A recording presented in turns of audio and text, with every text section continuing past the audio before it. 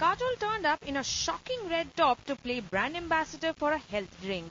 And the actress revealed that she owed all that glow on her face to, no, not the drink, but to the glow on my face because I'm not working. I think it's got to do with the balance. जबकि सबकी जिंदगी में balance जरूरी होता है और जब आप काम भी करो तो आपको मतलब उसके लिए balance जरूरी होता है. आपको इतना काम भी नहीं करना चाहिए. काम कर करके आप इतने थक जाते हो कि अच्छे नहीं लगते. So with just 2 films on hand, Karan Johar's My Name is Khan and a remake of Stepmom, Kajol is indeed practicing what she's preaching. But probe the star mom about the films and, well, it seems mum's the word. इस वक्त मेरे director ने मुझे साफ मना किया है बात करने से और कहा है कि अपना मुंह बंद रखना जब तक मैं नहीं बोलूं कि आप मुंह खोल सकते हो.